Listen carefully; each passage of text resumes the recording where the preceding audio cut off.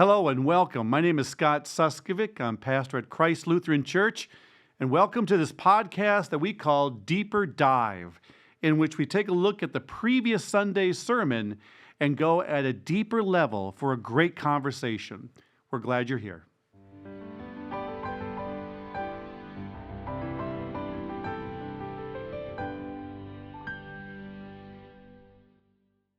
Good afternoon. This is Pastor Scott Suskovic over at Christ Lutheran with Pastor Adrienne Martin.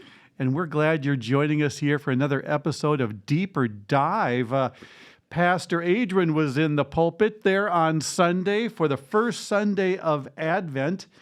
And it's a little bit different this year, isn't it? Because we're not having a specific Advent sermon series. It's actually like an 8-week or something like that. Right, building up to it. We started Advent weeks ago, really, kind of. We did. Talking about this idea about God is with us. He was with us in the Garden of Eden. He was with us in the pillar of fire, the pillar of cloud, with us in the tabernacle.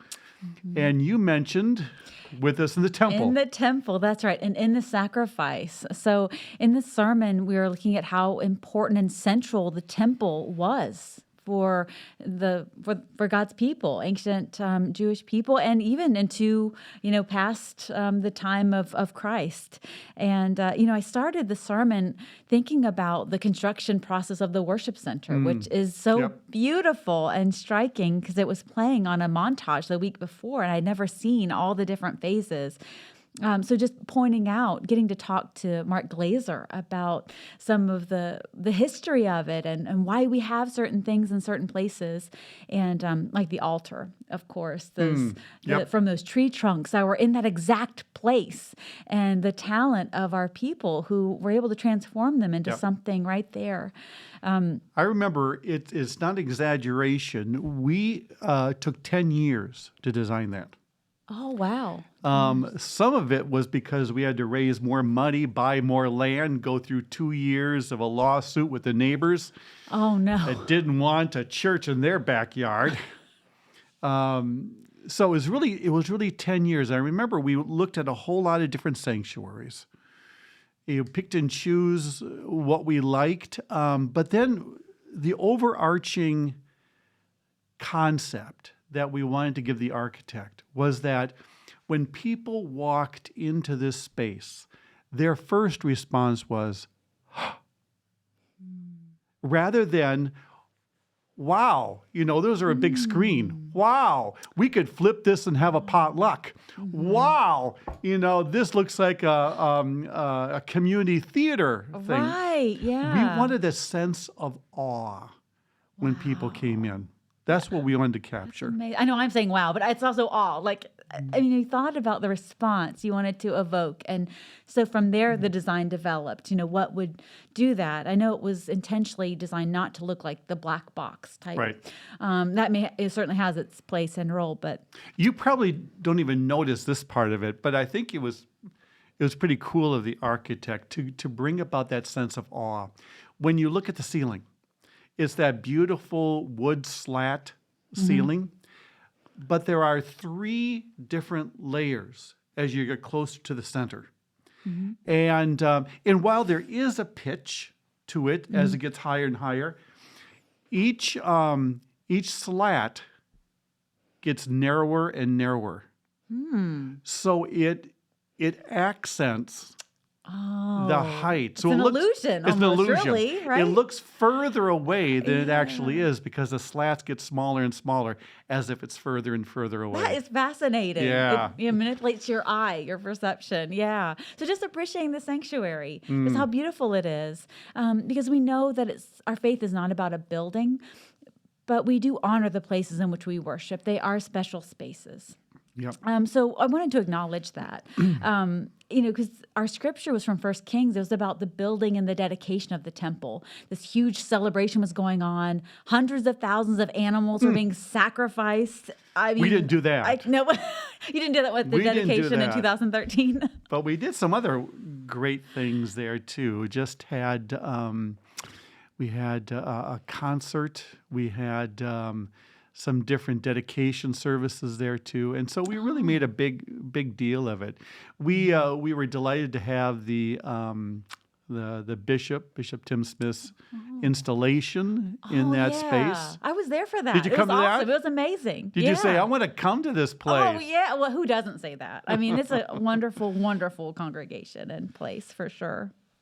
Yeah, so we talked about King Solomon's dedication, and the people. It was 14 days.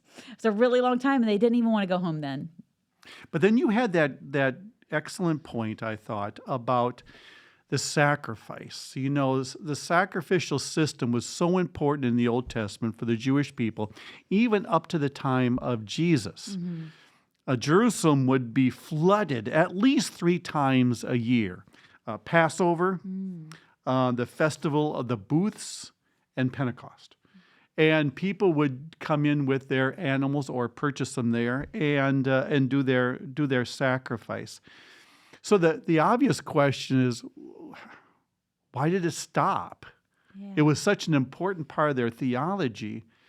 Why did it stop? And you know, I think you did a nice job. There's 2 reasons for that. If you're Jewish, The temple was destroyed. There was no place. That was the only acceptable place where sacrifice could happen. yep. But if you're a Christian, we don't need any more. There's no need for it. As you quoted from Hebrews, that Jesus' sacrifice on the cross was once and for all.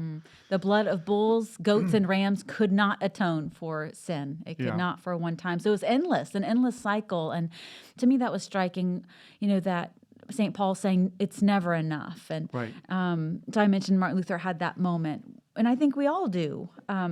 That couldn't have lasted forever. And God didn't even desire that from us. The Hebrews text also talks about God didn't ask us to do that. I mean, it may be in the law and encoded, but how else could sin have been taken care of? And so Jesus came to fulfill that for us. And so that's why Christians, there's no need for sacrifice anymore. Right. Yeah. But but now we're in the time of preparation. Advent really literally means the coming. Right. And so there is a heightened sense of Advent, of anticipation. Of course, on a very surface level, it is for Christmas with the trees and the presents and the kids and the worship services and all that stuff. But really, what is your understanding of that, of Advent? Why do we set aside those 4 weeks in preparation for what? For what? For the coming of Christ, the arrival of Christ, which has a dual focus. It's past oriented, so we look and celebrate the birth of the Christ child, and also, which maybe we don't talk about as much, is Christ coming again. Yeah. Because Christ has already come. Christ was born. The word is on the street. The secret is out. We're not really preparing for the birth of Jesus. He's already been born. That's right. Yeah. And I understand that Advent is almost like Lent. It's really a penitential time. These were with Lent and Christmas, Easter and Christmas, that because they're such big celebrations, you have a time of preparation to really celebrate these feasts and festivals. So Advent was almost like a time of cleaning out. I think when I was church growing up, about it's like cleaning the baseboards during Advent, kind of like you're cleaning your heart, kind of like that. The deep cleaning, huh? Is that the deep cleaning? Yeah, when you get the baseboard? baseboards, that's deep cleaning. Yeah. So yeah, we want to prepare for that. I remember when my kids were young and we would play hide and go seek. And Dad would usually be the one counting and the kids would, scatter. And I remember, counting to 10. And as I counted, my voice got louder and got more menacing. 8, 9, 10.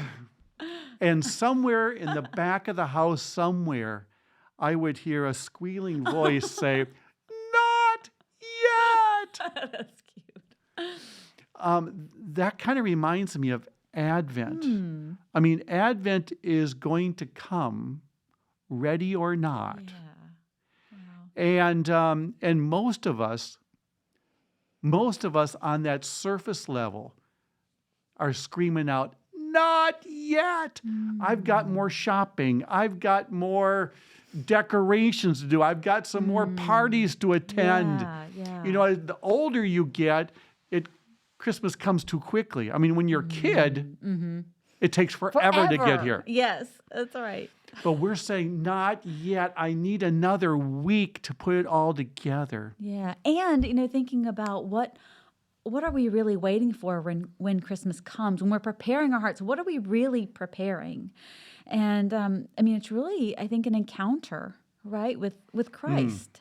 Yeah. That it's some type of, when you think about when we encounter the arrival of God with us, when God is with us, what do we encounter? You know, thinking about in the Bible, when Jesus encountered people, what it was like for them. So when Jesus meets Zacchaeus, you know, this outcast kind of tax collector, and he's accepting him and he invites him. When he meets the woman at the well, it's this revelation and acceptance, and she has almost like a new life and a new role to have.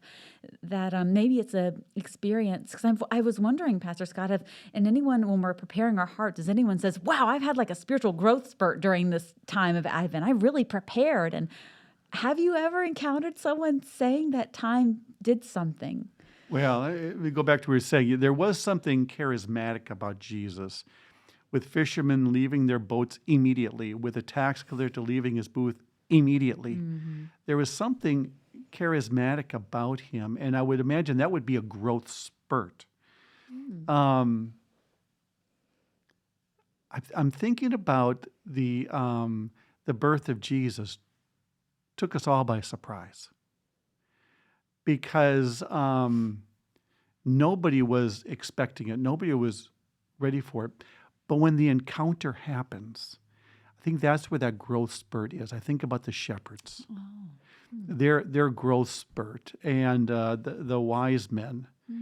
And, you know, it's thrilling as a pastor to come across people that finally they've been coming to church forever, but that it's almost like the light bulb clicks on, and now it's insatiable. They can't get enough of worship, of praise music, of Bible study, of prayer. And I'm thinking about a couple in the congregation right now that are going through that. And they've never been more alive in their faith, and they're retired people. That's awesome. It's fairly new for them. So Advent gives us that kind of opportunity for a growth spurt. Because what we're saying as pastors, just wait, not yet. We're almost there. Every time we light one more candle on that Advent wreath, I mean, you see the anticipation of getting closer and closer to that white one. So that's exciting. That is exciting. That's so true.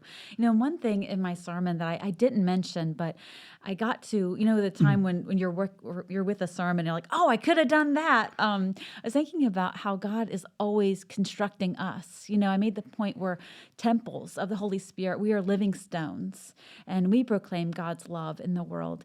That made me think of this song when I was growing up in children's choir, and it's a cheesy song, but it has a really good point. But it's called "Kids Under Construction," and it's about how God is always working on it. Kids under construction. You remember the song? I do. Maybe the paint is still wet. It has that little like jig feel, but sounds like a drinking song, isn't it? It does. It does. I don't know if they knew they were instilling that in us, but it's about. What was the point of it? Well, the point of it is that, you know, we expect them to be growing, and that kids aren't going to be perfect, but that's what our whole lives are supposed to be like. I mean, we could sing that about ourselves right now. We're not supposed to be polished and finished Christians. God's always constructing us. God's working in our hearts, and Advent is definitely an opportune time to think about it. You know, when I went to the Billy Graham Museum here, as you go through everything, you end at the grave of both Billy and Ruth. And of course, he died first. And then right next to him is her grave. And on the tombstone, she must have had a wonderful sense of humor, because on the tombstone it says something like, I might get that exactly wrong, but it says something like, end of construction. Thank you for your patience. You know, as you're in a road and you have all these construction going on in the roads, Yeah. and at the end they say thank you for your patience, because she understood that she was also in construction. That's so And cool. thank you for your patience, Yeah. because now perfection is there. That's beautiful. Wow. She must have had a good sense of humor. Uh, I think so. I Yeah. think so. Well, anything else from Sunday that I think you covered? I think you covered it well. I'm excited as we continue down this path. We're going to be looking at now this coming Sunday the birth of Jesus. Getting closer and closer, but not yet. I got to make sure we keep enough there for Christmas itself, right? That's right. Got to All keep right. something there. Thank you for joining us here for this episode of Deeper Dive. And please join us for worship as we continue our anticipation and excitement for the coming of the Christ child.